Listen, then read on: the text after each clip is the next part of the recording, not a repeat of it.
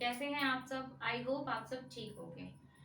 आज का जो हमारा टॉपिक है वो है यूरोपीय कंपनियों का भारत में आगमन।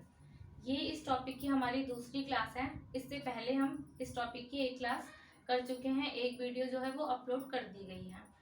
तो उस वीडियो में आपने देखा होगा कि उसमें हमने पढ़ा था कि जो यूरोपीय कंपनियां भारत में आई उनका क्रम क्या था। सबसे पहले कौन सी विदेशी कंपनी भारत में आई, यूरोपियन कंपनियां भारत में आई। सबसे पहले आए पुर्तगाली, उनके बाद आए डच, फिर आए अंग्रेज और फिर आए फ्रांसीसी। तो ये था यूरोपीय कंपनियों का भारत में आने का क्रम। हमने लास्ट वीडियो में भी पढ़ा था कि जो यूरोपीय कंपनियां थी, ये यूरोपीय व्यापारी थे, ये भारत में आने का जो मुख्य उद्देश्य था वो क्या था, यहाँ पर व्यापार करना। होता क्या था कि जब ये यूरोपीय व्यापारी यहाँ आते थे तो यहाँ भारत के व्यापारियों से ये जो माल खरीदते थे, कच्चा माल, वो बहुत ही सस्ते दामों पर खरीदते थे और ये यहाँ से वस्तुओं को लेकर जाते थे और यूरोप में जाकर जब उन वस्तुओं को बेचते थे तो इस क्रम में उनको क्या होता था, भारी मात्रा में मुनाफा होता था, काफी अधिक लाभ होता था और ये लालच इन कंपनियों का बढ़ता गया। तो इसी लालच में एक एक करके कई विदेशी कंपनियां भारत में व्यापार करने के उद्देश्य से आई और यहाँ पर आकर बस गई। जब ये व्यापारी भारत आने लगे और यहाँ से वस्तुओं को खरीद कर ले जाने लगे तो जो भारत के व्यापारी थे उनको भी फायदा होने लगा, क्योंकि उन्हें अपने माल का जो दाम भारत के लोगों से नहीं मिलता था उससे अधिक दाम उन्हें विदेशी व्यापारियों द्वारा प्राप्त हो जाता था। तो एक तरफ जहां भारत के व्यापारियों को भी लाभ हो रहा था तो दूसरी तरफ जो यूरोपीय व्यापारी थे जो भारत में विशेष रूप से व्यापार करने के उद्देश्य से आए थे उनको भी भारी मात्रा में लाभ हो रहा था। और इसका लाभ जो उस समय शासन व्यवस्था थी उसको भी हो रहा था। यहाँ के जो राजा थे उनको जो कर वसूली थी वो अच्छी होती थी, राजस्व अच्छा प्राप्त होता था। जो वस्तुओं को बेचने के उपरांत जो कर प्राप्त होता था उसकी जो मात्रा थी वो राजाओं के पास अधिक होती जा रही थी, कर अधिक मात्रा में प्राप्त हो रहा था। तो हम पढ़ रहे थे विशेषकर यूरोप से जो विदेशी कंपनियां भारत में आई उसको हम पढ़ रहे थे, जिसमें हम पुर्तगालियों के विषय में पढ़ चुके थे कि पुर्तगाल से पहले कौन आया और कहाँ पर उन्होंने अपना मुख्यालय बनाया और किन किन वस्तुओं का उन्होंने यहाँ पर व्यापार किया। आज जो हम पढ़ेंगे वो हम पढ़ेंगे डचों के बारे में। पुर्तगालियों के बाद विदेशी कंपनियों में, यूरोपीय कंपनियों में जो दूसरे नंबर पर आए वो थे डच। तो आज की इस वीडियो में हम डच के विषय में पढ़ेंगे। तो भारत आने वाला जो पहला डच यात्री था उसका नाम क्या था?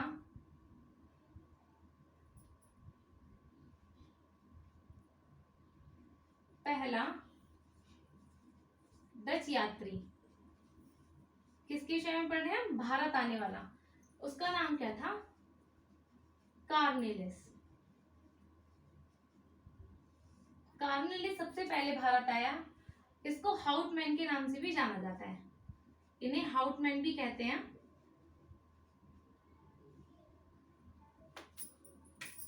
हाउटमैन भी कहते हैं। ये आए 1595 में।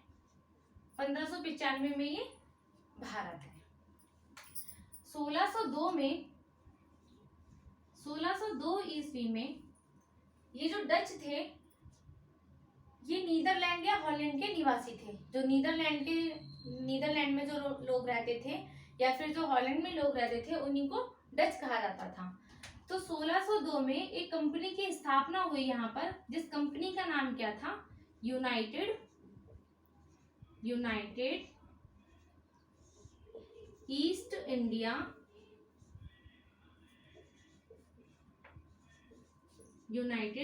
India Company of Netherlands.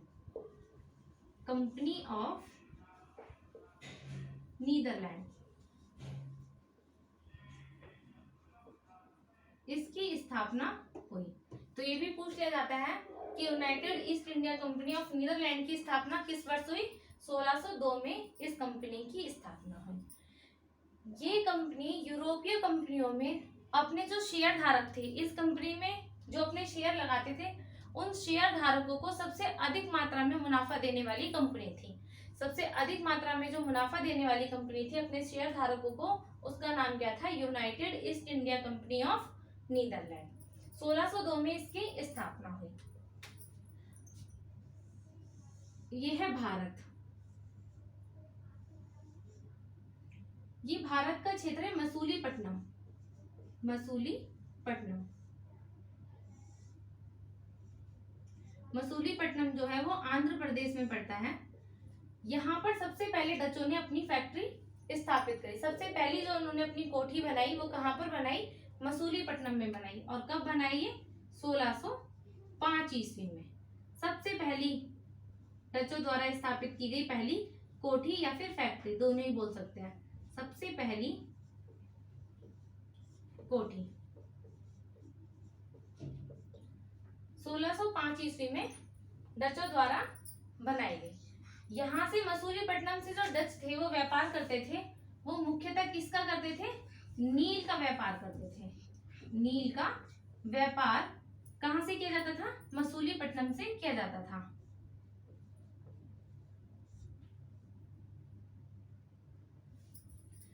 इसके बाद 1610 ईस्वी में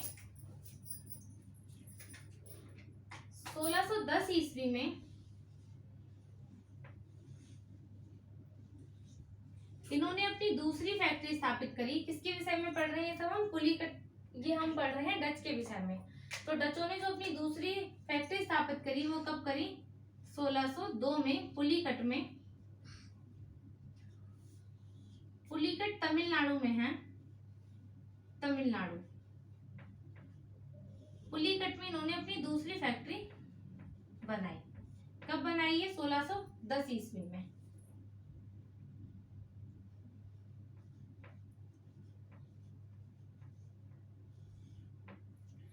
पुलिकट से जो व्यापार करते थे वो मुख्यतः किसका करते थे? वस्त्रों का। वस्त्रों का व्यापार डचों द्वारा किया जाता था। कहां से? पुलिकट से।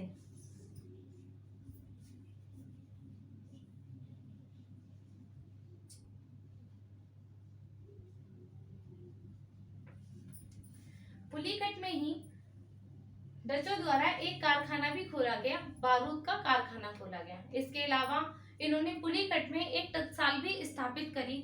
इस टकसाल में स्वर्ण सिक्कों का उत्पादन किया जाता था। जो सोने के सिक्के हैं वो यहाँ पर बनाए जाते थे।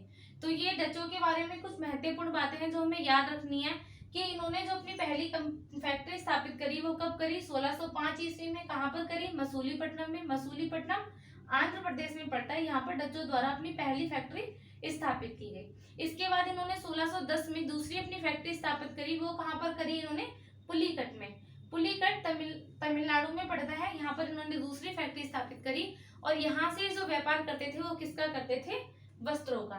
मसूलीपट्टनम से डचों द्वारा जो व्यापार किया जाता था वो नील का व्यापार किया जाता था और पुलिकट से जो इनका व्यापार किया जाता था वो किसका किया जाता था? वस्त्रों का व्यापार किया जाता था। इसके अलावा इन्होंने पुलिकट में क्या क्या करा, यहाँ पर लिख देते हैं।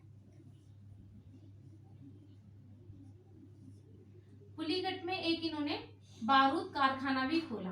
डचों द्वारा बारूद कारखाना भी खोला गया।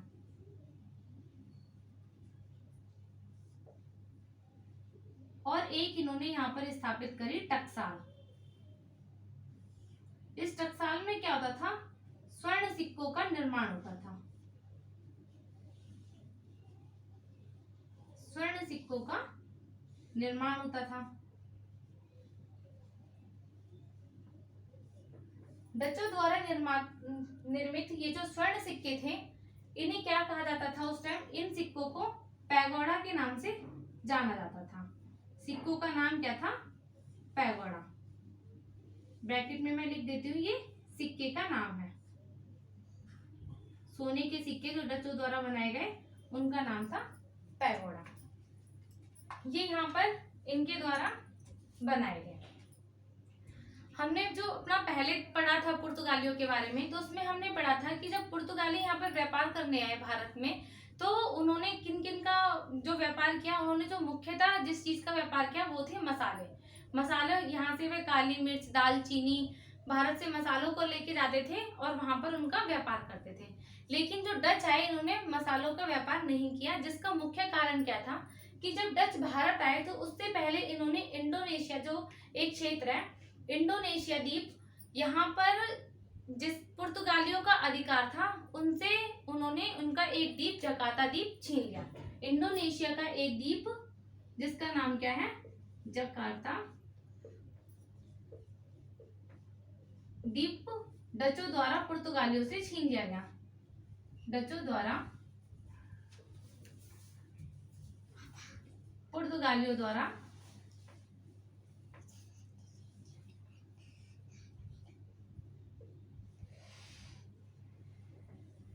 छीन लिया गया।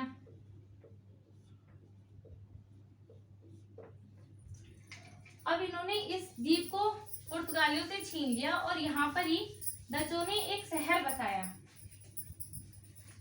बसाया जिसका नाम उन्होंने क्या दिया, और एक शहर बसाया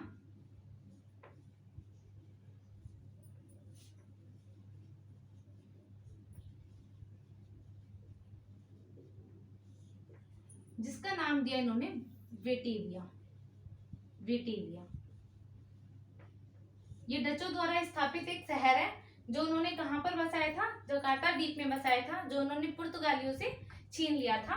पुर्तगालियों से छीने हुए द्वीप पर इन्होंने एक शहर बसाया वेटोविया। यहाँ से ही ये भारत में व्यापार का पूरा नियंत्रण रखते थे।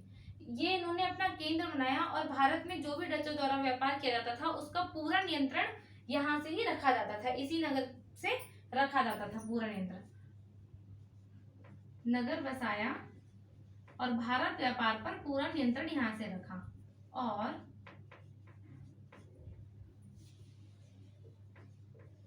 भारत व्यापार पर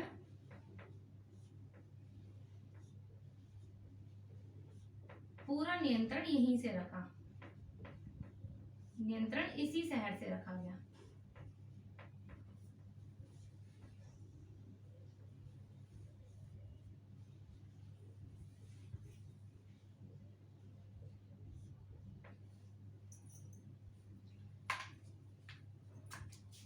ये बात है 1613 ईस्वी की, हमें सन भी याद रखनी है। जकार्ता द्वीप इन्होंने कब जीता था, 1613 में डचों द्वारा जकार्ता द्वीप पुर्तगालियों से छीन लिया गया था। अब हम इनके बारे में आगे बढ़ते हैं।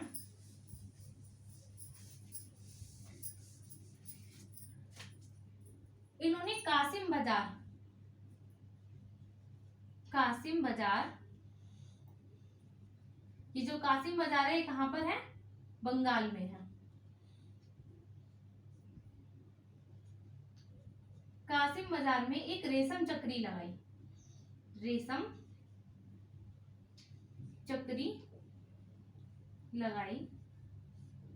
जिसमें लगभग 3000 कर्मचारी काम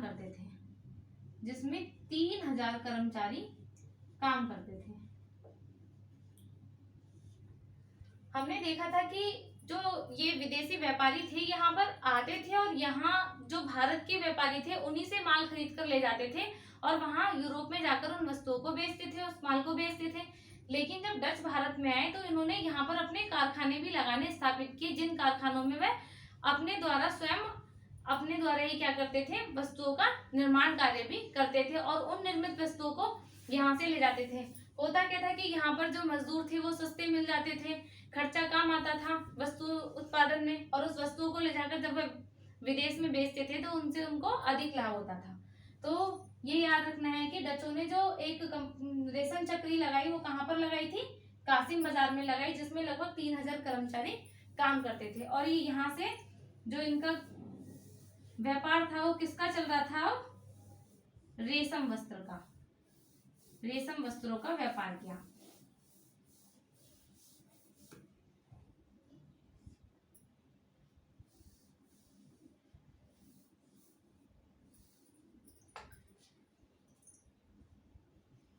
अगली जो इन्होंने थी अपनी, एक सूरत में भी इन्होंने अपनी कोठी बनाई और यहाँ से किसका व्यापार कर रहे थे, सूरत से वस्त्रों का व्यापार।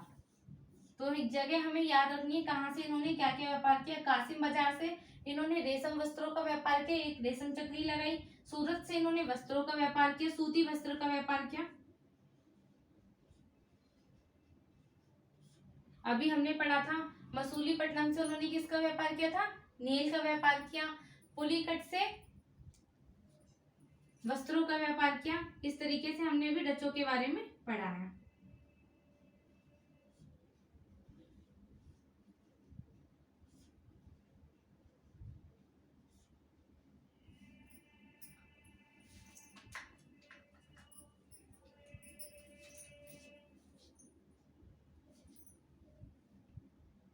तो अभी हमने जो मेन डचों के विषय में पढ़ा वो क्या पढ़ा कि जो भारत आने वाला पहला डच यात्री था उसका नाम क्या था, कर्निलिस, या फिर इसे हाउटमैन भी बोलते हैं। ये 1595 में भारत आया।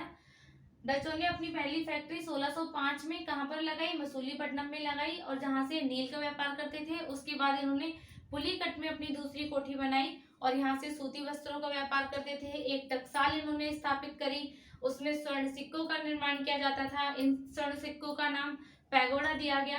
तो ये सब बातें हमने इनके बारे में पढ़ी है।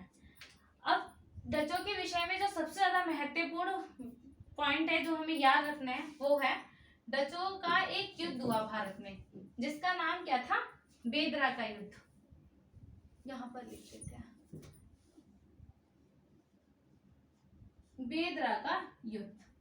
ये सबसे ज्यादा इंपोर्टेंट पॉइंट है डचों के विषय में।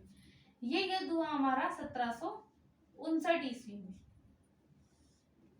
इस युद्ध में अंग्रेजों ने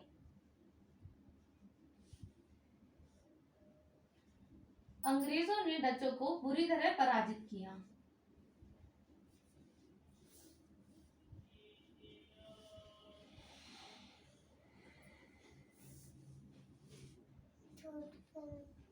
और इनके जितनी भी जगह भारत में अलग अलग क्षेत्रों में जो लगाए गए कारखाने थे उन सभी को अपने अधीन कर लिया। और यहाँ से क्या होता है कि डचों की जो स्थिति है भारत में वो कमजोर पड़ जाती है। डचों को पराजित किया और यहाँ से ही भारत में डचों की स्थिति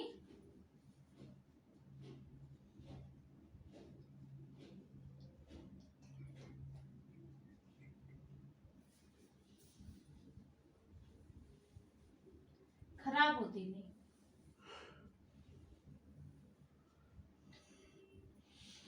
तो आज हमने भारत आने वाले कंपनियों के क्रम में जो दूसरे थे डच उनके विषय में पढ़ लिया है। तो आज हमारे पुर्तगाल और डच 2 टॉपिक कंप्लीट हो गए हैं। इससे अगली वाली वीडियो में हम पढ़ेंगे अंग्रेजों के बारे में कि अंग्रेज भारत में आए तो उन्होंने कहाँ कहाँ पर अपने कारखाने स्थापित करे, कौन कौन से उन्होंने व्यापार करे, इन सब के बारे में इससे अगली वाली वीडियो में पढ़ेंगे। आई होप आपको मेरी वीडियो जरूर पसंद आई होगी। तो प्लीज इसे लाइक और सब्सक्राइब करना ना भूलें। Thank you so much.